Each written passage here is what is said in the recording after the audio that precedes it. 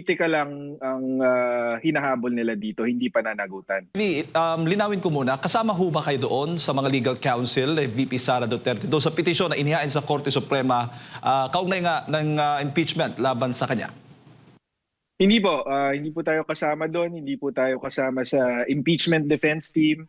Currently, ang trabaho natin para kay VP Sara ay itong complaint lamang versus Ramil Madriaga. Opo. Attorney, komento ho ninyo, reaction ho ninyo, gaano ho ba kalakas itong naging argumento ng petisyon ni VP Sara Duterte, itong latest po, dyan po sa Supreme Court, kaugnay nga dito sa impeachment laban sa kanya, nais na ipatigil itong impeachment proceedings or itong pagdinig ng Kamara kaugnay nga sa impeachment complaints laban sa kanya?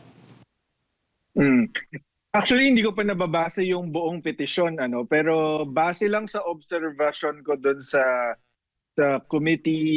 Justice Committee hearings na napapanood natin, tingin ko malakas kasi yung ginagawa ngayon ng Justice Committee, naghahanap sila ng ebidensya. Ngayon pa lang, dito sa hearing stage ng Justice Committee. So nangangahulugan na yung mga complaint, walang laman na ebidensya. So hindi dapat ganoon kasi yung proseso eh. Dapat nauuna yung ebidensya bago nila susuriin kung kompleto ba ito or sapat na ba ito para matransmit sa Senate. Opo. Attorney, anong status na ho ba tayo sa impeachment process ngayon dyan po sa House of Representatives? Nasa Justice Committee siya ngayon. Na-describe na nga ito ni Congresswoman Luistro as a mini trial na itinatanggi naman ngayon ng mga kasamahan niya. Pero ang malinaw is kung ikukumpara to sa normal na kaso, parang itong preliminary investigation stage. So dito sa preliminary investigation stage, dapat sinusuri ng prosecutor or ng fiscal or in this case yung Committee on Justice kung may sapat nga na ebidensya at sapat ba yung mga aligasyon para makahanap ng probable cause. Ang ibig sabihin ng probable cause, meron nga bang mga krimen na commit at ang taong responsable ay yung isinasakdal o yung irinereklamo kung merong sapat na ebidensya. So, kung yun ang susundin natin, dapat hindi sila ngayon nang naghahanap ng ebidensya. Dapat nabigay na ito ng mga complainant. Tapos susuriin nila kung sapat na ito. Hindi ito pwedeng fishing expedition na ngayon sila magsasampina kung ano-anong klaseng dokumento na hindi naman nabanggit doon sa mga complaint para hanapan ng ebidensya yung mga alegasyon. Hindi ganon. Hindi tamang due process yon. Inaabuso nila yung proseso. Kaya tingin ko malakas yung petisyon sa Supreme Court.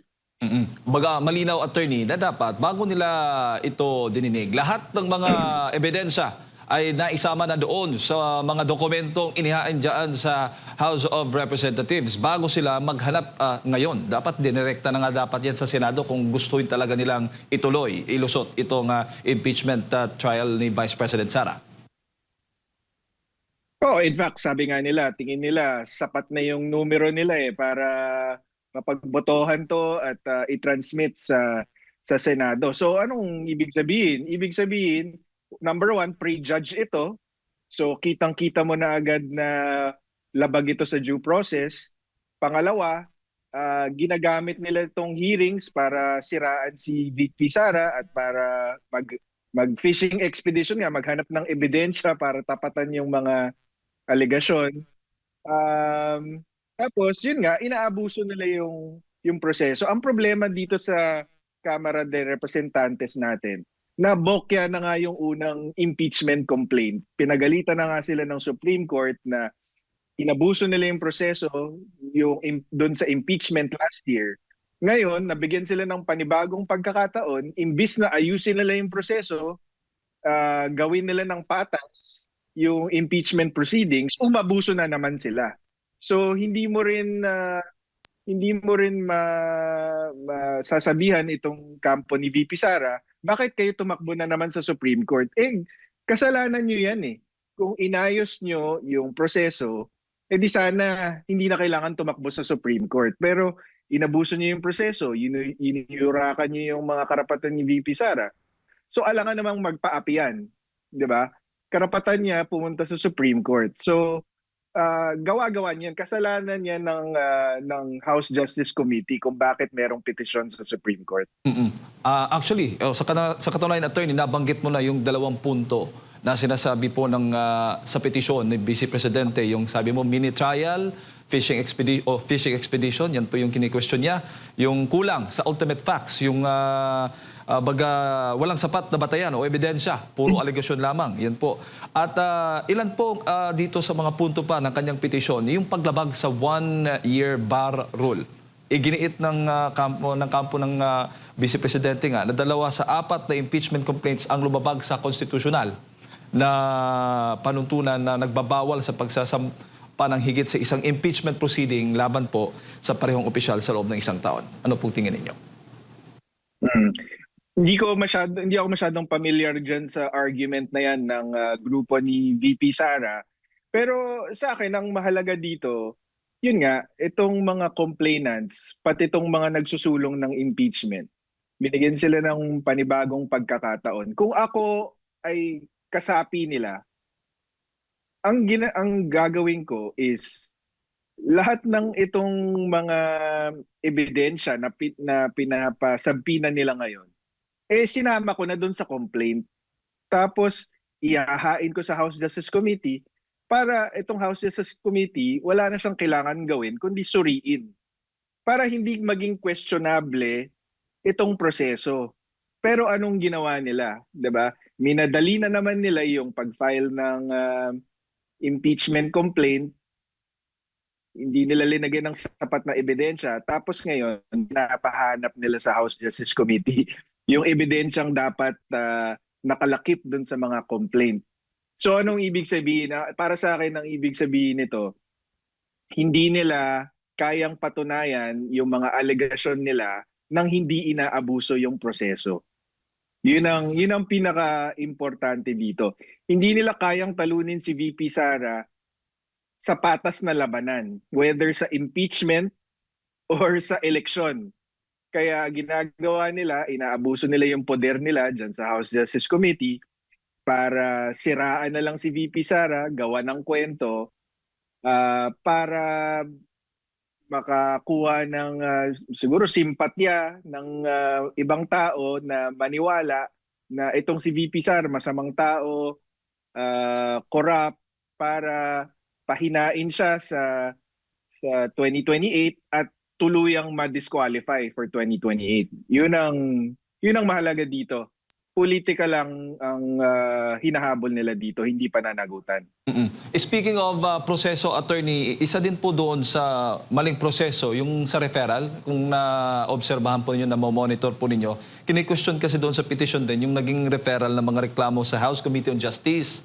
Ayon nga sa kanya, ang opisina lamang ng Speaker ang nag-refer nito at hindi ang buong kapulungan bilang isang body na labag umano sa tamang proseso. Ano bang tama ho ba yung legal na perspektibo po nito? Hindi ko po din familiar dyan sa argumentong yan. Nakita ko pero hindi ko alam yung facts. Ang gusto ko lang sabihin tungkol dito is nakita ko kasi si Congressman Terry Redon na naglabas ng statement na ang pinaka-komento niya dito sa petisyon ay panlilin lang daw ito ng Korte Suprema at ng publiko. Ang gusto ko lang isagot dito is number 1, pag sinabi mong panlinil lang ng Supreme Court, ang sinasabi mo is kayang linlangin ng Supreme Court. Hindi kayang linlangin ng Supreme Court. mga justice yan, matagal na sa hudikatura, mga dating abogado or mga abogado na matagal na. So hindi tamang sabihin na panlilin lang ito ng Supreme Court. Dahil ang Supreme Court, makikita kung nagsisinungaling ka man or hindi ka nagsasabi ng totoo, madali niyang makikita ito. So pag sinabi mong linilin lang mo yung Supreme Court, eh mababa ang tingin niya sa Korte Suprema. 'Di ba? Number two, yung panlilin lang ng publiko, actually, si Terry Redon ang naglabas ng petisyon. Kung makikita nyo, hindi nagpa-media ang kampo ni VP Sara nung final nila yung petisyon. Nung nakausap ko si Attorney Poa, mukhang last week pa na-file itong petition for April 1 certiorari and prohibition, pero hindi sila naglabas ng announcement or nagpa-cover sa media tungkol sa petisyon, kundi si Terry Redon mismo ang naglabas ng petisyon. So, paano niya masasabing nanlilin lang sila ng publiko? Ang ginawa lang nila dito is nag-file sila ng petisyon sa tamang forum, sa Supreme Court, para questionin yung mga pang-aabuso nila sa proseso. At tumanggi po yung Supreme Court na magkomento muna at binigyan ng 10 araw itong ang House of Representatives na magkomento doon sa petisyon ng Vice Presidente. Ano ho ba yung ipinapahiwatig nito, Attorney? Normal naman yan sa any petition, papasagutin talaga yung respondent. So dito sa kasong ito, binigyan ng 10 araw yung House of Representatives or specifically yung House Justice Committee para sagutin yung reklamo nila VP Sara. Ang binabandera naman ngayon ng Kongreso ay hindi daw nag-issue ng Temporary Restraining Order or TRO itong Korte Suprema. So binabandera nila ito bilang patunay daw na tama yung ginagawa nila at pwede silang tumuloy. Ang komento ko lang dito, hindi nangangahulugan na hindi nag-issue ng TRO, ibig sabihin legal na yung ginagawa nila. 'Di ba? Maaari na hindi man mag-issue ng TRO ang Korte Suprema, pero sa dulo i-void niya lahat ng proceedings. So itong sabi nila na see you on April 14, tuloy ang hearing. Sige, ituloy niyo yan, pero hindi nangangahulugan na nasa tama kayo. Kasi at the end of the day, kapag sinuri, ang palagay ko is ma-void yung proceedings laban kay VP Sara. Bago ko ipasa kay partner attorney, mas magandang gawin siguro ng Kamara o ng House Committee on Justice, attorney, sa inyo pong tingin, wag mo nang ituloy. Dapat hintayin mo na yung magiging desisyon ng Supreme Court. Possible ba yon?